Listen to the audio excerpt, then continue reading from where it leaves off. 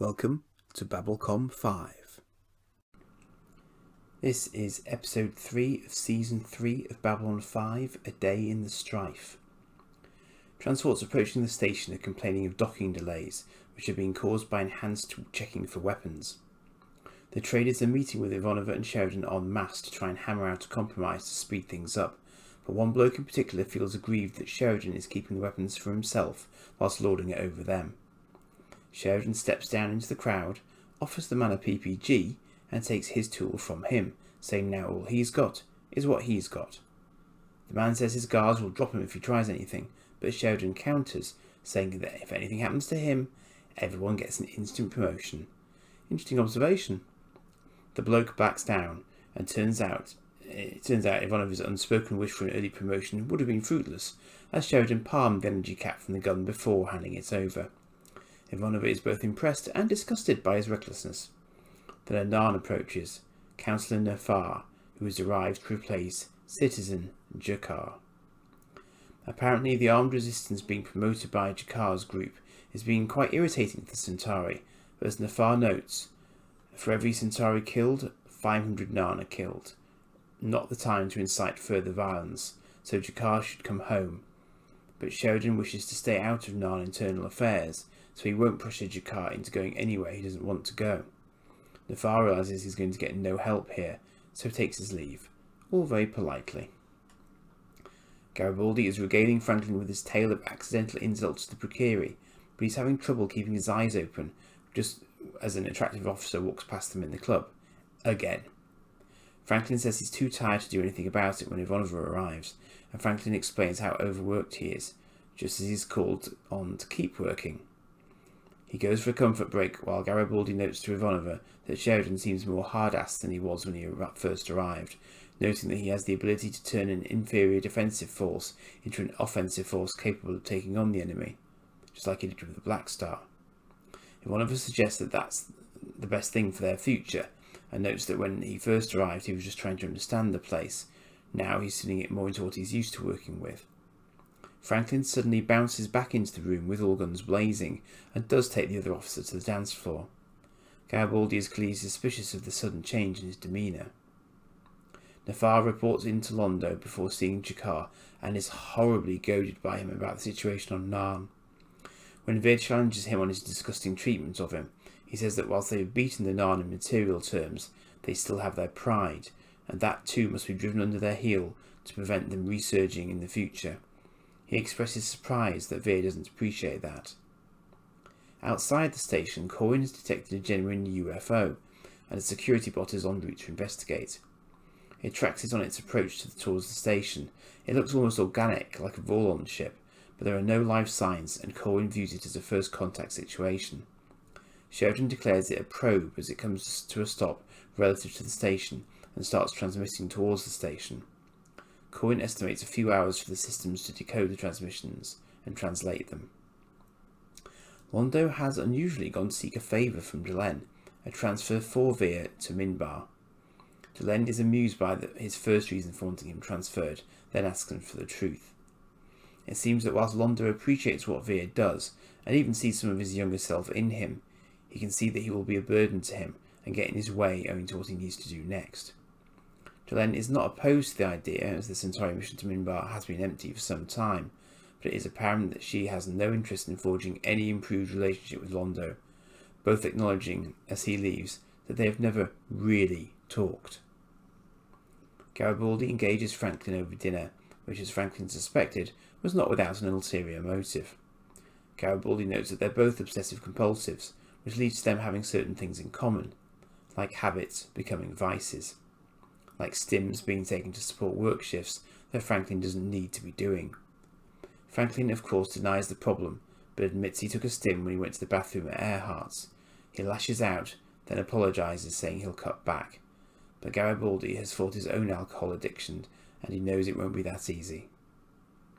It turns out Nafar's sword-wielding bodyguard is the same Narn from All Alone in the Night, Talon, who Sheridan saved from a Strife specimen-collecting cruiser. He's now recuperated and wanted to thank Sheridan. Sheridan's not sure how to respond to the honour. he has earned, but Talon assures him that he is an excellent bodyguard who should enable Sheridan to live to 150. The probe wants answers to some 600 high-level questions.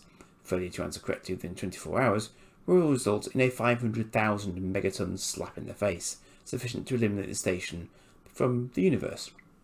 Any attempt to interfere with the probe will apparently have the same effect, but the right answers are incentivized by a high-end gift of knowledge. Sheridan and Ivanova believe the aim may be to weed out inferior races whilst enhancing those deemed worthy. Ivanova hopes to be able to pull together the answers from the computer and experts on Earth.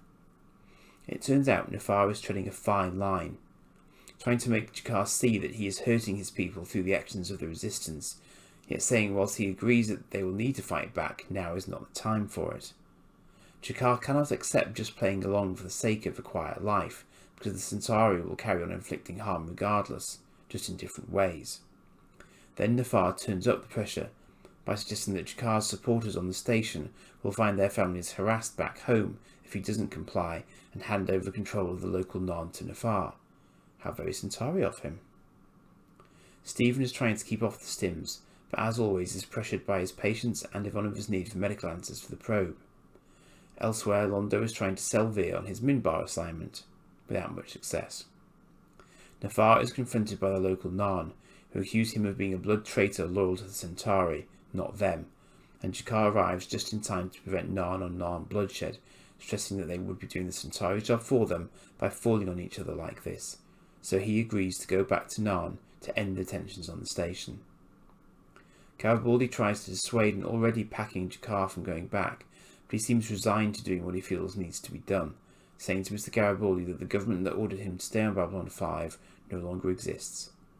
Franklin still doesn't have all the medical answers and lashes out at the Earth rep who is tasked with getting them, causing concern amongst his staff. He has his worsening patient moved to another med lab and finally uses a stim. In CNC they're transmitting answers to the probe, but Sheridan realises that the probe hasn't identified who sent it or from where. He decides literally at the last minute that it's a berserker, intended to identify races that might be a threat and detonate with no way for them to retaliate against the sender. He decides not to send the last answers, and sure enough the probe just moves off. However, being Sheridan, he doesn't want to leave the job half done, so he orders a maintenance bot well outside the station's range to transmit the answers, prompting the probe to safely blow itself to hell so it can't hurt anyone else. Rather than being happy with the outcome, Sheridan is actually annoyed because he now has to go back to the Trade Association meeting that was paused at the start of the episode. G'Kar's attempt to leave the station is systematically blocked by the local Narn. When Talon unsheathes his sword and seemingly threatens G'Kar with it, he tells him that he carries his sword in his heart and in his mind, so he has him at a disadvantage. So reassured, G'Kar agrees to stay, whilst Talon cuts his own hand on his blade because it must draw blood once out of its scabbard. Garibaldi and Franklin eat together again, this time in public, Garibaldi apologising for coming down on Franklin, and Franklin lying to him about getting through the crisis without using stims. Unfortunately, Sheridan and Ivanova get no respite as they continue to struggle with the Trade Association, and Londo sees Veer off the station, seemingly with no words. I can't say that I love this episode because I find it strangely disjointed, like an idea in need of a story. So although we have the probe storyline as a bit of science fiction filling, we actually seem to be exploring a little of Londo and Delenn, Londo and Veer, Garibaldi and Franklin, Ivanova and Sheridan, and of course the curiously compromised Nefar.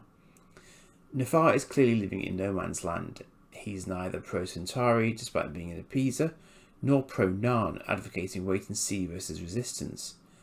I think the point at which I tipped over into really disliking him was the way he dealt with the fact that the resident Narn's families were going to be harassed. He seemed to be treating that as a means to an end rather than it actually troubling him overly much. Maybe the Centauri had something on him to make it imperative for him to get G'Kar back, it's possible, but there's no real suggestion of that, so yes, dislike. Ivanova and Sheridan remains an interesting dynamic as ever, and it's interesting to see that she, like us, has seen changes in him from this time last year. He was deeply unsure of himself when he arrived on the station, but Ivanova now feels he's running it his way and is happier for it, which is perhaps no bad thing. He certainly makes some very assertive moves in this episode, not least of which is the decision not to send the probe the answers. Garibaldi is clearly seeing the warning signs in Franklin, and equally as clearly Franklin is falling into the same hole Garibaldi once did.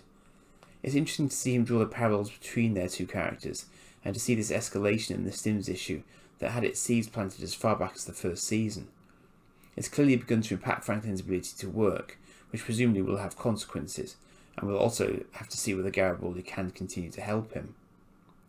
The Londo and Veer dynamic is a curious one here, and perhaps I would benefit from just watching it through again without making notes, but I'm just not sure what prompts Londo to pack him off to Minbar. It does create an interesting and quite tense scene with Delenn, and Londo of course. I think ultimately Londo knows that Veer is different to him, but right now he has to be old school Centauri with the Narn, and he perhaps doesn't want Veer to get in the way. So it'll certainly be interesting to see how Londo behaves without Veer's support, and to some extent moderation.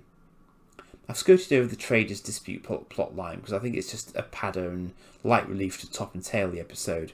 It just gives us a chance to see Sheridan do a spot of grandstanding, which is quite entertaining. I'll just talk a little about the Berserker probe thing. It's really pretty random because it doesn't even seem to come in via the jump gate. Maybe it could make its own jump point, but it seems incredibly small to be able to do that. It could, I suppose, have been dropped off quietly in the system by a jump-capable ship, and then left to home in on the first major settlement it comes across. It only seems to head off under sublight engines, so I just wonder about that. Anyway, pretty hardcore way to deal with someone who might never be your enemy, but is just smart enough to be. Talk about your preemptive strikes. It's still pretty pointless, given you'd have to send out a hell of a lot of these to make any real difference to a civilization's developmental path.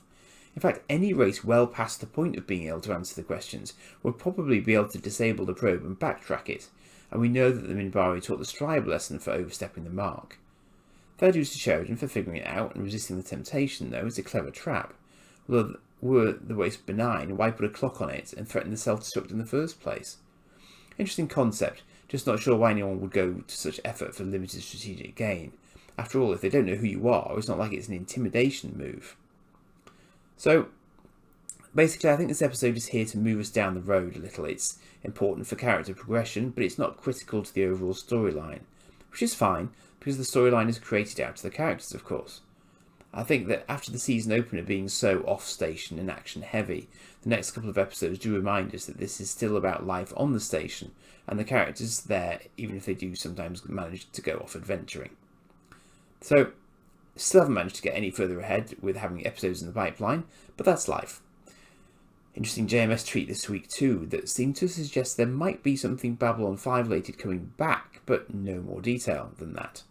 Unlikely to be wholly empty knowing him, however, and someone somewhere had to have woken up to the series to go to the trouble of remastering it and making it available again online, so only time will tell. And faith manages. See you for the next one.